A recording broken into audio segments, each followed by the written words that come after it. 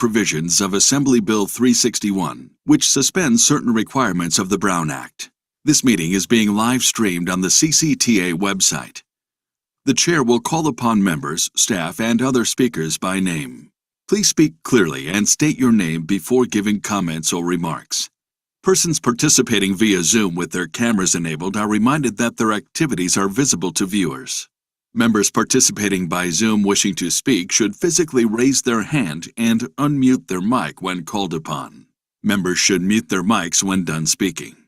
Citizens participating by Zoom wishing to speak should use the Raise Hand feature or dial *9 if participating via phone, and the chair or staff will call upon them at the appropriate time. Citizens will have 3 minutes to speak. After 3 minutes, staff will lower their hand and mute their mic. Participants via phone will be called upon by the last 4 digits of their phone number. It is requested that public speakers state their names and organization, but providing such information is voluntary. Written public comments received in accordance with the teleconferencing special notice for public comment guidelines are printed on the meeting agenda. If authors of the written correspondence would like to speak, they should raise their hand and the chair will call upon them at the appropriate time. All written correspondence received after that and during the meeting will be entered into the record. A roll call vote will be taken for all action items. Thank you for participating in a meeting of the Contra Costa Transportation Authority. Hi, thank you for that exciting video. I guess, Emily, can you do a roll call? Member Barnes. Here. Member Thompson. Yeah. Vice Chair Churchill. Here. And Acting Chair Andrzejczyk for Chair Hirsch. Here. Okay, we do have a quorum with no members absent. All right, public comment is up next. Any written public comments? We have not received any written public comments. Okay, is there any member of the public wishing to speak during public comment on an item that is not part of the agenda? Excuse me. If so, please raise your virtual hand and we will call upon you. I do not see any public comments. Okay, done with number 2, on to number 3, which is the consent calendar, which includes the summary of actions from August 31st. Any changes or comments from the committee? Not seeing anything. Any written public comments? We have not received any written public comments. Okay, if anyone from the public would like to speak and make comment now on this item, please raise your hand, virtual hand. Not seeing anything. All right. Yeah. Thank you. Do we have a motion for the consent calendar? I move to approve the consent calendar. Churchill. Do we have a second? Second by Barnes. All right, and I guess we need a roll call vote. Member Barnes. Aye. Member Thompson. Aye. Vice Chair Churchill. Aye. Acting Chair Andrzejczyk. Aye. Motion passes unanimously.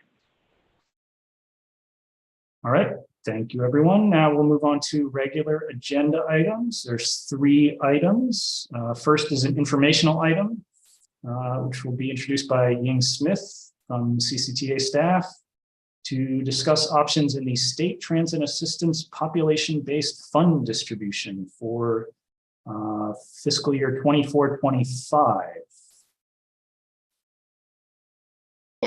Thank you, Acting Chair. Ying Smith, Director of Mobility Programs. The first item is on the State Transit Assistance Program, Population-Based Funds. You're all very familiar with this program, this fund source.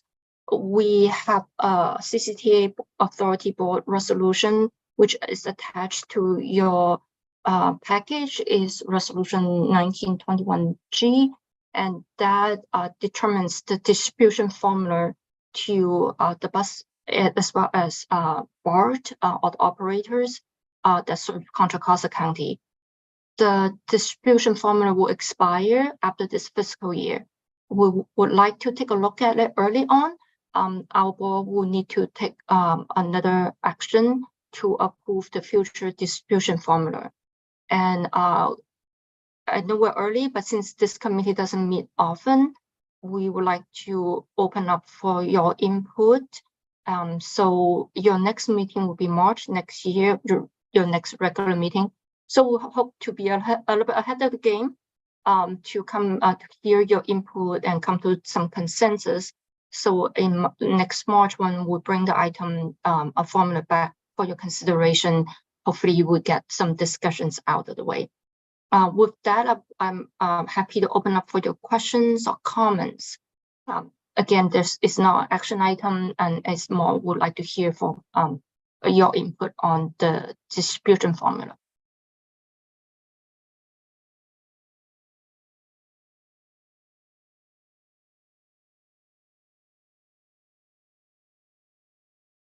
Guess I can call on myself.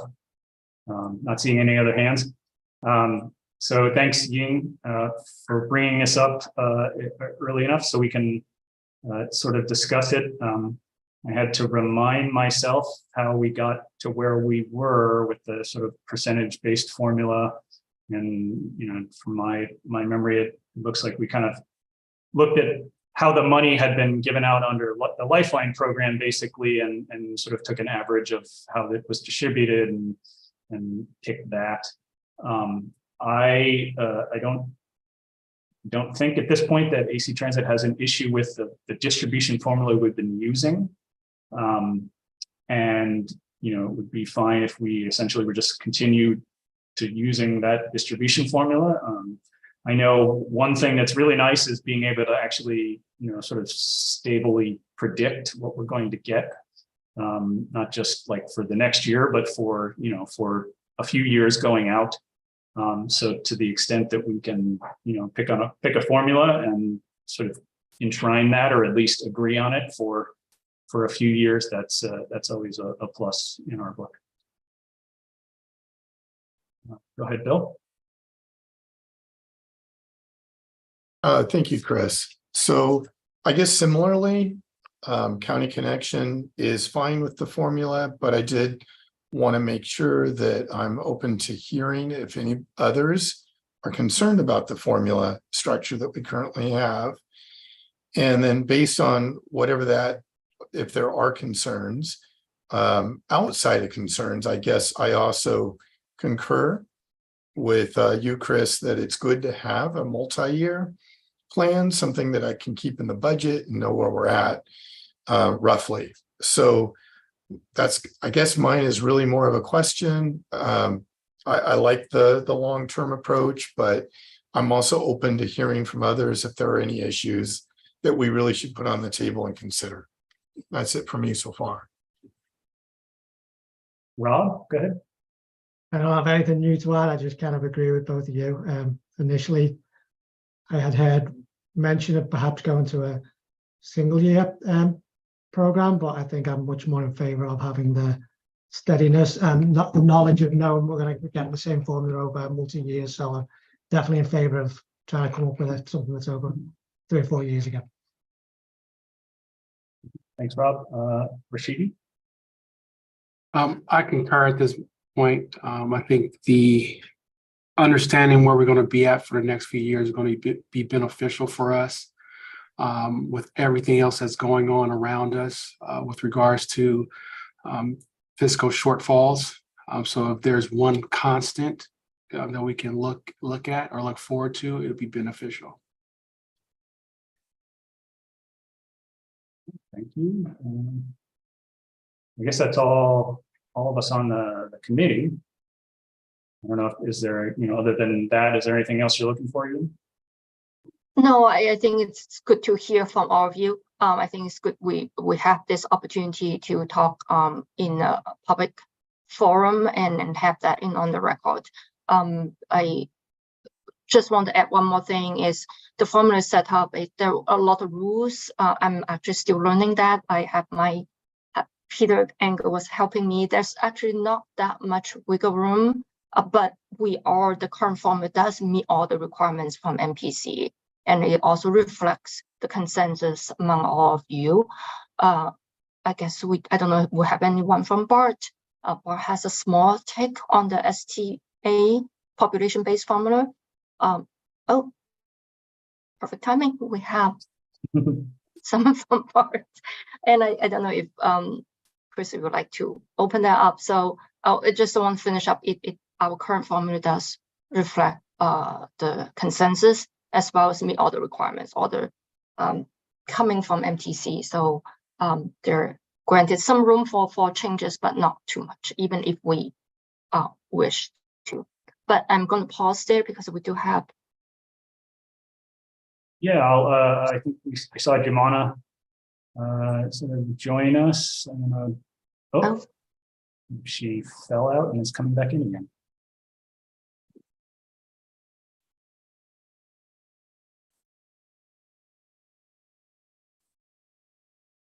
Hi, Jimana. Hi there. Apologies for joining late. No worries, but we were just we're working on the STA item 4A and the four the four voting members. We all sort of gave our opinions. So you showed up at the perfect time. And do you have anything you wanted to add about 4A? Which is the STA population-based formula. I was actually just talking about BART has a small take on the slice of pie from Contra Costa. I don't know if you wish to make any comments on that. I currently have no comments on that. We have time. We will bring this item back to you at our first regular meeting next year. And we anticipate we are all in agreement this item can go to our authority board in the way before the end of fiscal year. So we'll be ahead. At least one item is ahead of the deadline. So thank you all for your input. If not, I think that's all. Chair, that's all we have for this item. And thank you, Jimana. I know it was sort of putting you on the spot, but thanks for chiming in. So any written public comment on this item? We have not received any written public comments. Okay, if any public on the line would like to speak, please raise your virtual hand. I do not see any virtual public comments. Okay, so that was just informational. So on to the next item. Excuse me. Also presented by Ying Smith on the Contra Costa Integrated Transit Plan.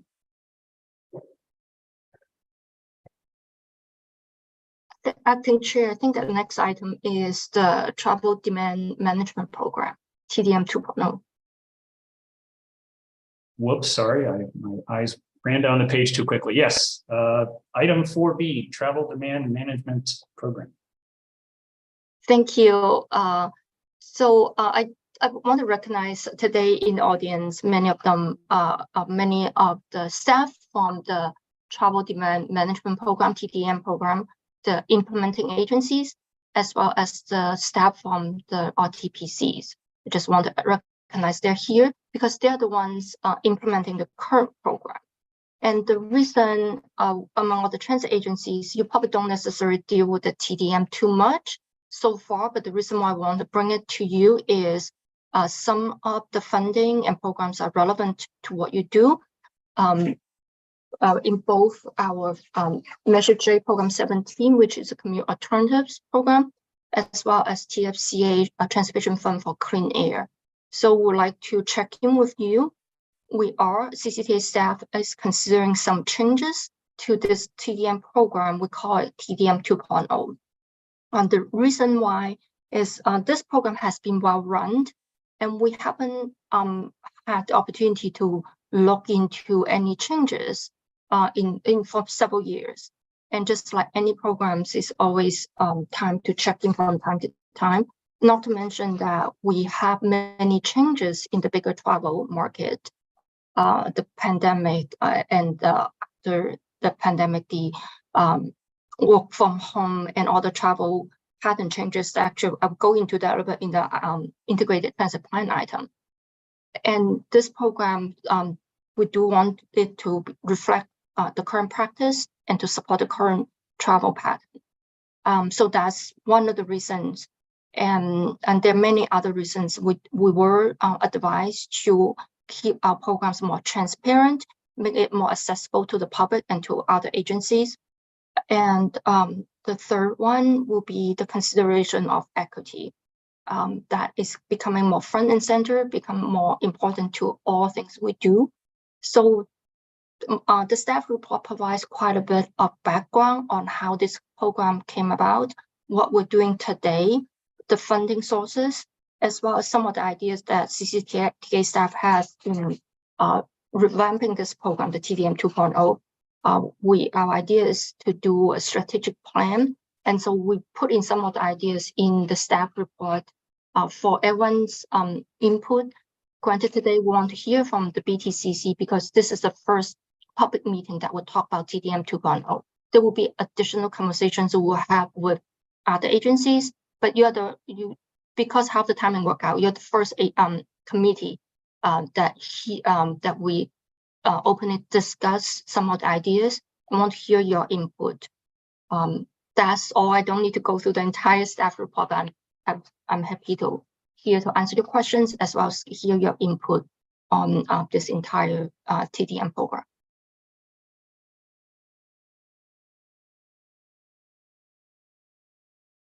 Okay, thank you, Ying. Do we have any comments from the committee members? Go ahead, Rashid. Yes, Ying, I thank you for the opportunity to discuss this. I want to dive deeper into the current program and its history before I provide any real substantial comments. But just being new in this position and trying to understand the various programs that we we serve or we can tap into, I do believe that this Program 17 is very flexible and can really help support the changing travel trends that we're seeing throughout Contra Costa County. So I look forward to the conversation.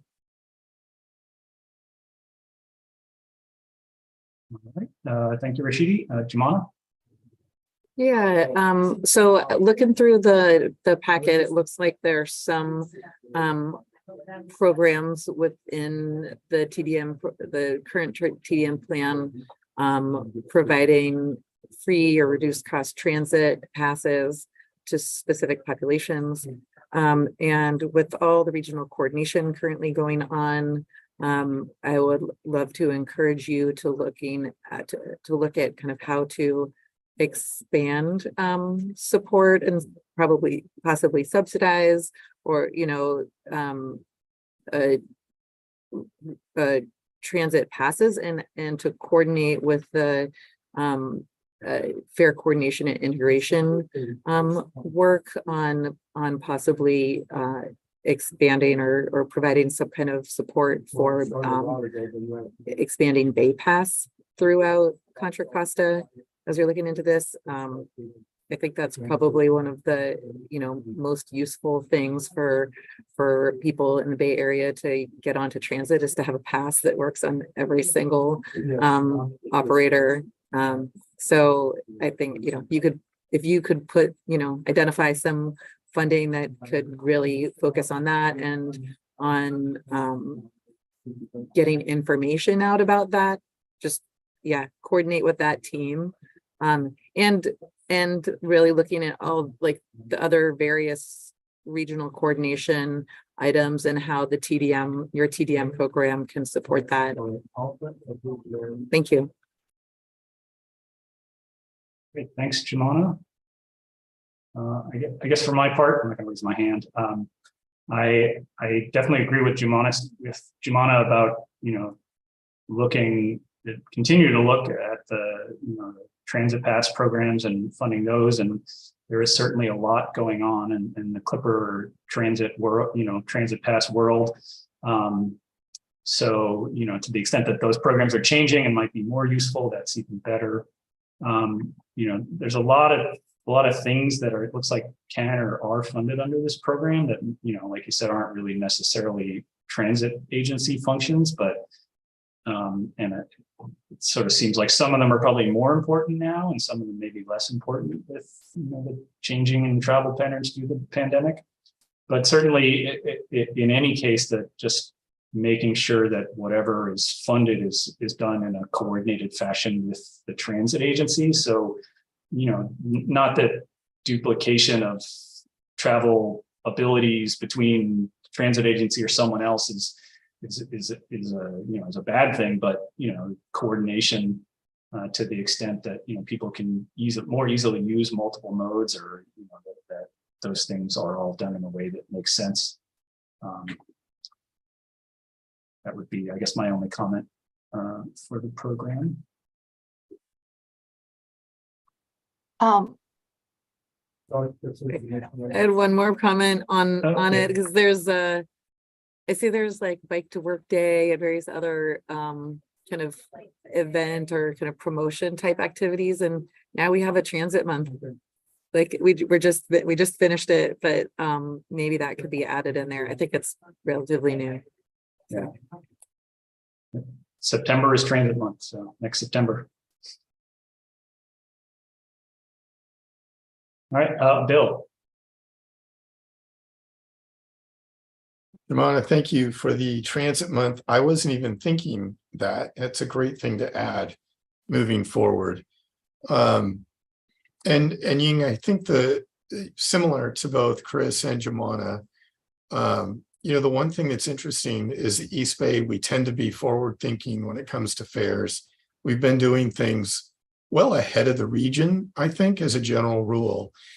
And the region's coming around pretty quickly, in particular with the Fare Integration Task Force, as well as the efforts that will be made on the regional network management program that they're standing up. So moving forward, I agree. I think that there's going to be opportunities to make and bring these things into alignment in a larger regional way. And so just looking forward to that and being strategic and maybe even reaching out to the Fare Integration Task Force and looking for opportunities to either expand the programs you're working on or bring in kind of in a coordinated way with everybody else. So I think that's a great opportunity looking forward from a regional perspective. And I think what's great is this eastern area or corner of Contra Costa County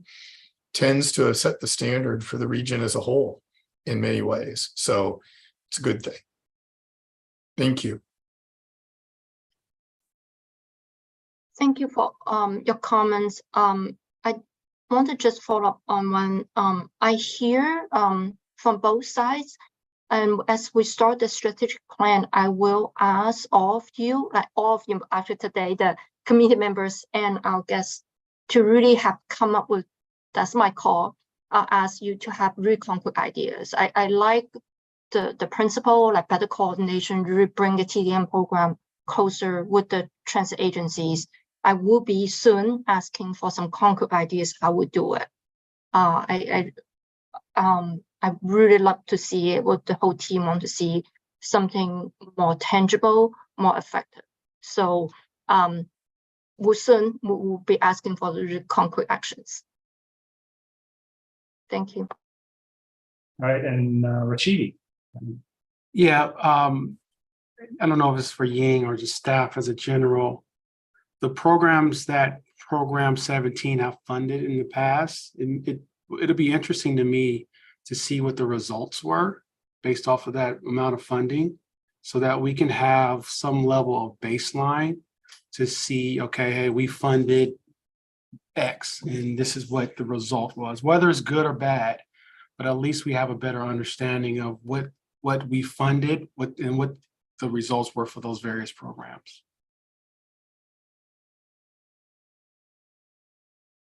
Thanks, Rashidi. That would be, I would agree with that also. It would be nice to see what has been funded in the past. I asked for some clarification because we, the TFC, so keep in mind that many activities are funded both by Program 17 and TFCA. In the more recent years, TFCA becomes a more important funding source. It accounts for almost 2/3 of the total part. We do have reporting on TFCA because it's a hard requirement from the area district. So Rashidi, may I clarify that when you say the programs funded by Program 17, we probably will have to report collectively, like the entire program, because how the funding is allocated. So just want to make sure that will be acceptable. Yeah, I think however you're able to break it down, and let's just say the program was a guaranteed ride home program. We've been funding it for however long. It would be good just to see what level of trips we've fulfilled with that level of funding, for example. Okay. Good, thanks for the clarification. We have something. It's just again the transparency, like where you can find the information. It's somewhere, but we don't want to ask people to have to track things down. Okay, any other comments from the committee? Emily, any public comment written? We have not received any written public comments. Okay, anyone on the call, please raise your virtual hand and we will call upon you. Any members of the public? I do not see any virtual hands raised. All right. That was just an informational item. So we will move on to item C, which is now the Contra Costa Integrated Transit Plan Progress Update. Thank you, Acting Chair. I actually, before I start, would provided the presentation, which is a condensed version of the presentation that we share at the framing workshop on September 20th. Many of all agencies were represented. So my question to the committee is, do you want me to go through this presentation again, or I can just open it up for questions? I just want, out of respect for people's time, I can do it either way.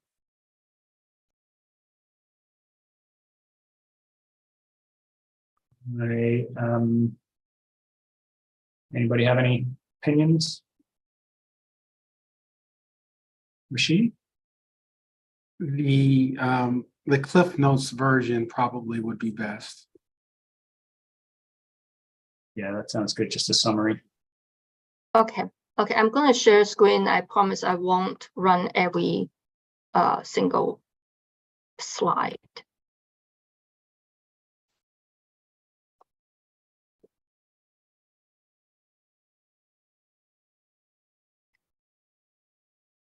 So many of you are familiar with the Integrated Transit Plan because all of the bus agencies are represented.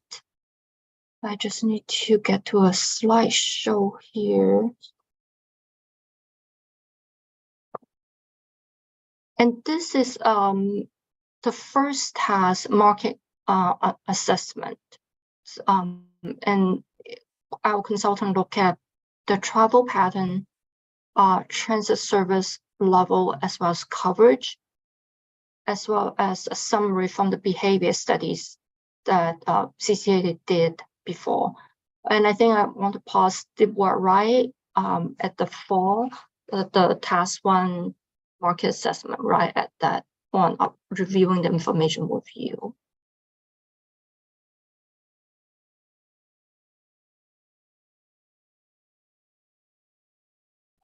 And you're familiar with the map where like the service, where the services were provided. And this shows something we split out in terms of the pre and post pandemic travel And we split out from the local service versus the regional service. And you're familiar with the story overall, the local services have recovered better compared to the regional services. And based on the data we have, we summarized the 3 key reasons to kind of explain and summarize where things are. The population decrease, it's a slight decrease, but most importantly is the lack of the slow recovery in employment. And yet the last factor, remote work pattern, that seem to be here to stay, and that probably is a big factor in explaining the regional service, where like the ridership. And the more important pieces are the dots here. Here we focus on where the residents and jobs are located, and it shows the density across the county, and which is a measure of the transit propensity. And we all understand that transit needs density to be productive. And as you can see, along the 680 corridor, we have a pretty decent level of density or transit propensity between Walnut Creek and Concord. As well as the density is also high in San Ramon and as well as in West County. Trouble fast forwarding, here we go. And then here we look at the trip activity. And you're looking at the darker color. The darker the color, the higher level of trip activities. And we look at both the home-based trips as well as the employment side. And it's a similar pattern, but there are minor details. That's why we have different set of maps. And the next one, we look at how we overlay the trip making overlay with the equity parity community population. And the green boundary shows the equity parity population. Then next, we look at the service. This is on coverage. Overall, the system covers the most important destinations throughout the county pretty well. And no surprise here, the weekday peaks, especially AM peak, the coverage is better. And when it comes to midday and off peak as well as weekend, that's when things get more of a challenge in terms of the transit coverage. The next, we'll look at the watershed around high frequency transit stops. And again, the darker the color, the more where people can walk to more destinations. And there are 2 factors in play here. One is the transit frequency. The other factor is the pedestrian network. At some of the locations, the pedestrians, your passengers, may not be able to walk too far because of the barriers, or like, for example, lack of sidewalk or the street design. One example is the BART corridor, since for the most part is along the highway, which makes it the pedestrian environment a little bit more difficult to accommodate those trips after they get off BART or try to get to the station. And next, our consultant look at the trip and time period gap assessment. And this will look at the origin and destination pairs between the major subzone centers, assuming a 45-minute transit trip. This is where it gets very challenging. Less than 10% of the trips can be made by transit, while many locations, many OD pairs, people will need to take more than twice if they go in transit compared to driving. There's also the sub-region difference, like the countywide, at the countywide level, but if you look at the sub-region, there's some difference between East County, West County, as well as Central County. The last map, this is combined, this map combines some of the elements that was presented earlier. It classifies the study area using 2 indicators, transit access and propensity. We're focusing on 2 types, areas with low transit access and high transit uses. and then 2 area with high access and low propensity. The goal is to move this into the quadrants with high access and propensity. So the 4 different colors, those are the ones you're looking at. The areas with low for both access and propensity could represent the untapped opportunities. We're looking at the areas in San Ramon and Martinez for zone with a large number of trips that could represent untapped or unserved markets. If there's a high enough density, they could be candidate for a fixed route. Otherwise, there could be other modes to serve those areas. Here, we want to make transit service improvements, like, for example, more service and speed up the bus to really make transit more attractive. For the type 2 of the area, that's the areas with high access and low propensity. There may be some provide better incentives, could make our transit choice more attractive. So here's the summary of the gap. Like, after we look at all the maps here, the summary of the findings. I'm not going to read this one. I would say one key highlight is less than 10% of the destinations we review can be accessed within 45 minutes of using transit, and less than 5% of destinations have a transit travel time that's considered competitive. And by competitive, we say it's no greater than twice of the auto driving time. So there's quite a bit of challenge here. So what, again, you're familiar with this fact is that the routes with higher transit ridership also have a lower on-time performance. That probably shows there's some congestion along the transit corridors that affects your system's on-time performance. So the next group is something some of you have seen, is travel behavior survey that CCTA did. With this, we're just providing the summary.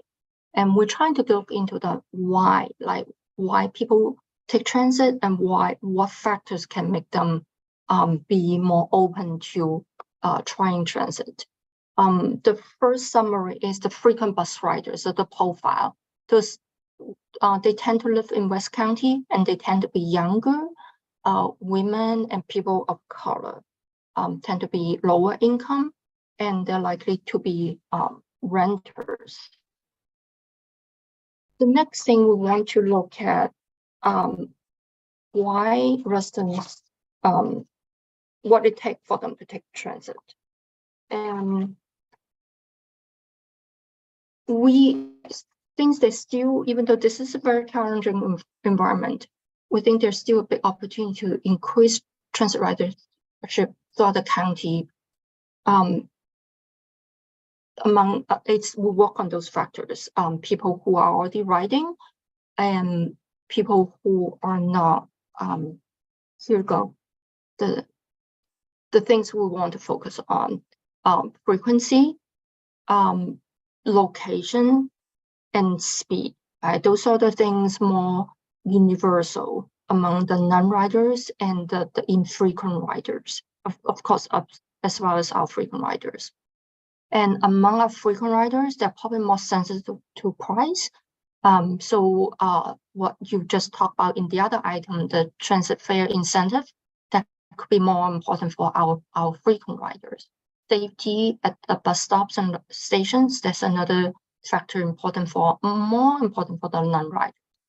So this is a summary of those studies we did in the past. And I think that's a quick summary, and I'm going to wrap this up and see if you have comments. Thank you, Yi. Any comments from the committee?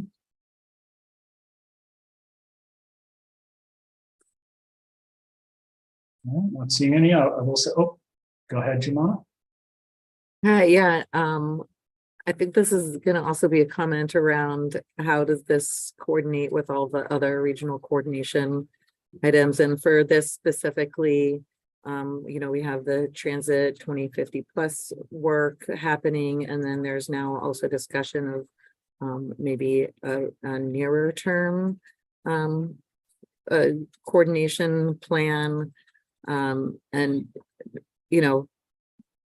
regardless of whether I think this project can inform that work, or that work can inform this project, but regardless, that I think we need to make sure that all of the things that we're doing in the region are kind of speaking the same language and referencing each other, so we don't have multiple plans kind of recommending different things and the same staff at all the transit agencies that are going to be implementing the different things, so that we can all remain as sane as possible and focus on the key items for implementation.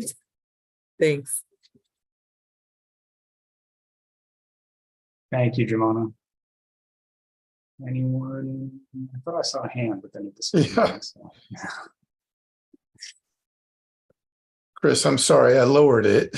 Yeah. I'm not going to force you to speak, but go ahead if you want to. All right. Well, Jumana, you beat me to the punch on that one. I do think it's important that this plan really does coordinate with the 2050 plus plan. I am a little concerned about duplication of efforts on my own staff's time. Just something to be cognizant of as you move forward. Secondly, interestingly, as I look at some of the research that you've done, and I compare it to many of the surveys that we have done over the last several decades, well, I'm actually surprised by one, but frequency is king. And every time we go out to do a survey, the number one response from all of the folks that we survey is they want more frequency, more than they want a less fare, more than they want even a less circuitous route. They just want to know that bus is coming by more frequently. And what I think is really important, and where the devil is going to be in the details for all of us in this room, is really at the end of the day, when you look at our trajectories over time, our revenue have been shrinking. So County Connection, if you were to do a regression going all the way back to 2008, it's just a continuation of shrinking revenue service that we put out there, because we are losing revenues. So the real thing here is we need to find a long-term stable operational revenue for all the operators in Contra Costa County in order to provide more weekend service, in order to provide more evening service, in order to provide more frequency. And that's really the key. And it's how do we find that revenue? Just that alone will make a massive difference in a whole host of issues, whether you're looking at connectivity between the operators and BART or the operators and each other, bus operators that is, and or the connections to all the different social services and jobs that are needed. So I think somehow that's really got to be our focus. Where do we find that revenue? Where do we get it? Is it the regional measure that we all support, or do we have to find some other mechanism? Anyway, thank you. Thank you, Bill. It's very, I couldn't agree more. Very well said. Go ahead, Rashid. I agree wholeheartedly with Bill. But one of the things that I'm realizing now, being in this position, is that this is not a total transit issue. This is a county-wide issue. And when you look at the slides, specifically number 14, where it talks about where are transit opportunities, and it talks about, it shows how much demand there is for public transit, but then you cross-reference that with where the jobs are, it's just, there's a disconnect there. The county itself, we are not necessarily a job center like we probably could be. So it's not, so going back to our original statement, it's just not a transit issue. It's a countywide issue. And if we have more jobs potentially in our region, people would be going to, to these jobs. We have a lot of housing.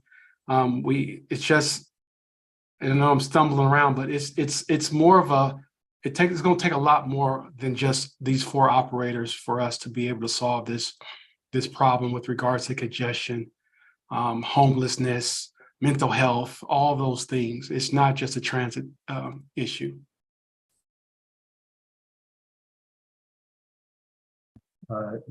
Definitely agree, Rashidi, thank you.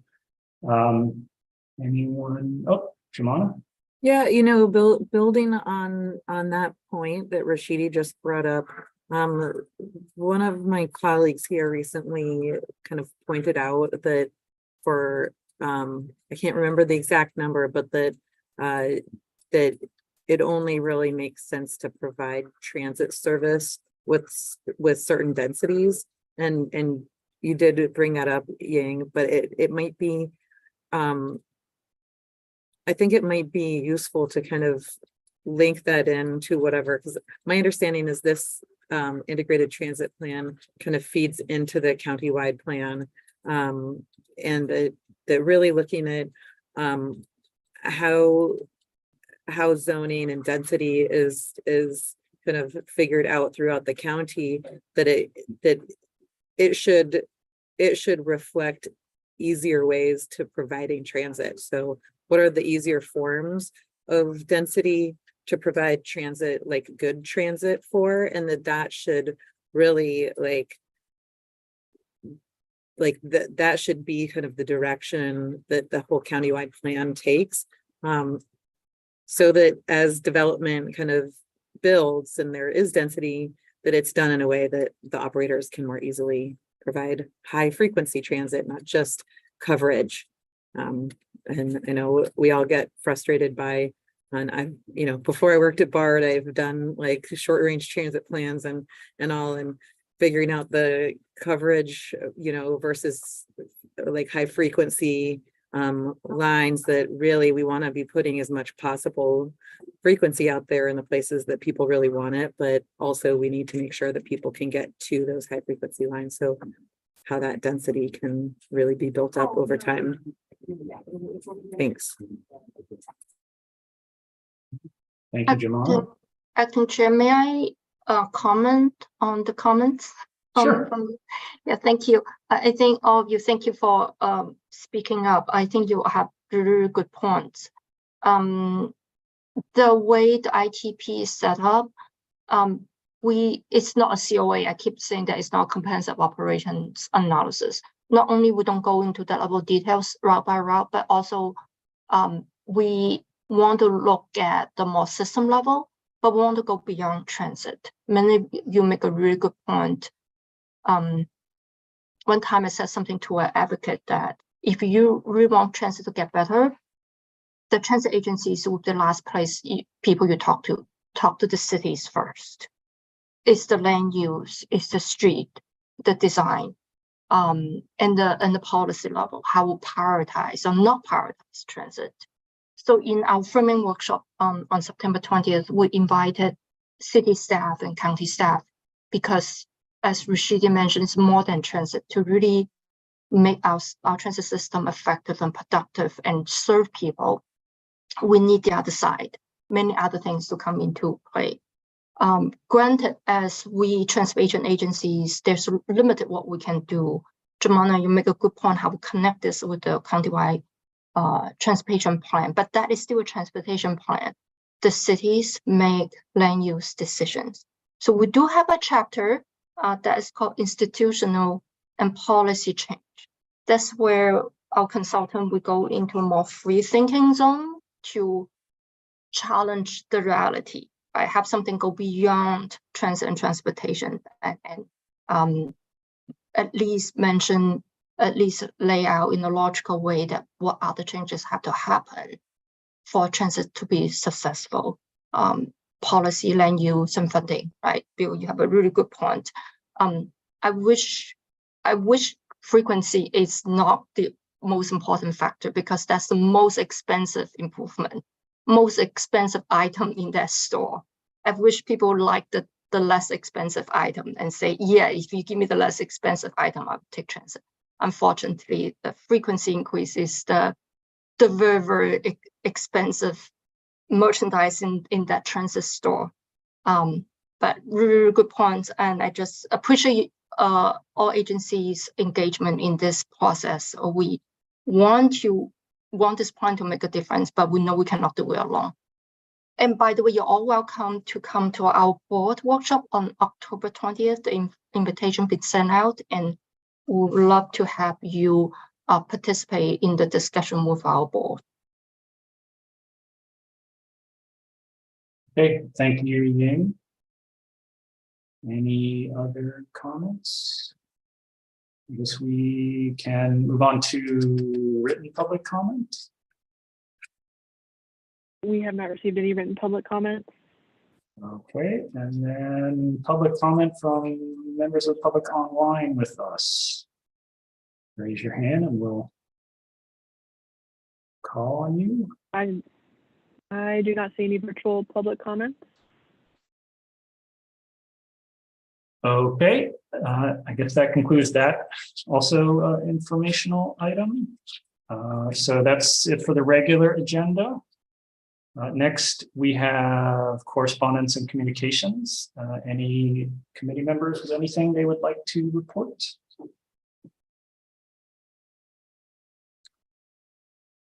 If no one else has anything, I will just note that AC Transit is going through a redistricting process as we speak. We are going from 5 wards and 2 at large to 7 wards. We started a month or so ago, a few weeks ago. There is another public meeting Wednesday evening at 6. We have maps online, all sorts of good things that you can find through our website. So I would encourage anyone who wants to participate in that, at least to the extent that you're covered by our service area, please do. And Chris, we wish you all the best of luck. Thank you very much. I just want to add one thing. Tri-Delta Transit is going to do, Ying brought it up a couple of times, a comprehensive operational analysis of our service area. So probably in the next 12 months or more, we'll have a better understanding of the various things that Ying has talked about. And Jemana, to your point, we're taking into consideration everything else that's happened within the region and all the other studies. So it's going to be it's going to be one of the biggest ones we've ever done here for Tri-Delta. So I look forward to reporting back at some point in time. Thank you, Rashid. All right, if no one else has anything, then I guess we are on number 6, adjournment. Thanks for being here, everyone.